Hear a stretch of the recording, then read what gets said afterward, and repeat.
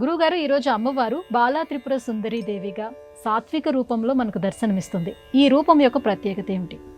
బాలా త్రిపుర సుందరీ దేవీం భావయే అంతర్విభావయే భావాని. అమ్మవారు బాలా త్రిపుర సుందరి.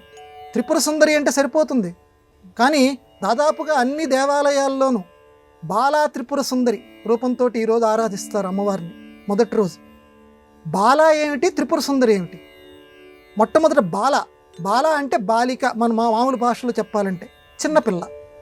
చిన్నపిల్ల రూపంలో ఉన్నటువంటి త్రిపుర సుందరిని ఈరోజు మనం పూజ చెయ్యాలి. ఏమయ్యా, పెద్ద రూపంలో ఉన్నటువంటి త్రిపుర సుందరిని పూజ చేయకూడదా?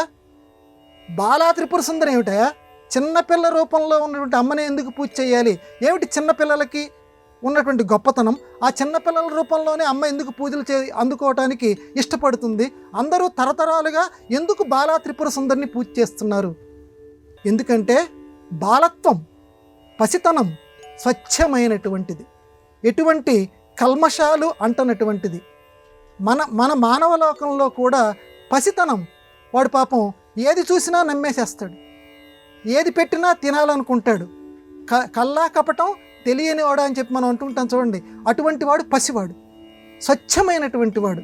ఎందుకంటే ఒక ఆంగ్ల మహాకవి కూడా అన్నాడు, పువ్వుల్ని పసిపిల్లల నవ్వుల్ని ప్రేమించలేనటువంటి వాడు ఎవరైనా ఉంటే వాడిని వెంటనే మానసిక స్పెషలిస్ట్ దగ్గరికి తీసుకెళ్లాలన్నాడు.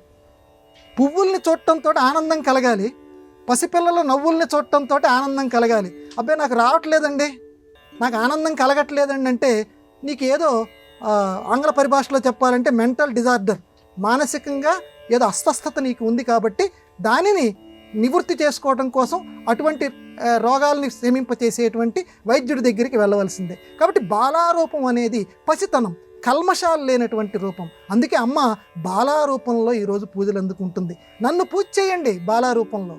అందుకే ఇప్పటికీ కొన్ని సంప్రదాయాల్లో బాలారూపంలో చిన్న చిన్న పిల్లల్ని కూర్చోబెడతారు. కొన్ని చిన్న చిన్న పిల్లల్ని కూర్చోబెట్టి వీలుంటే 9 మందిని, ఇంకా 9 మంది నేను కూర్చోబెట్టి పూజలు చేయనట్టు కనీసం ఒక్కరిని కూర్చోబెట్టైనా సరే ఈరోజు చక్కగా ఆ పసిపాపని చక్కగా అమ్మవారి యొక్క స్వరూపంగా తలుస్తూ పూజ చెయ్యి.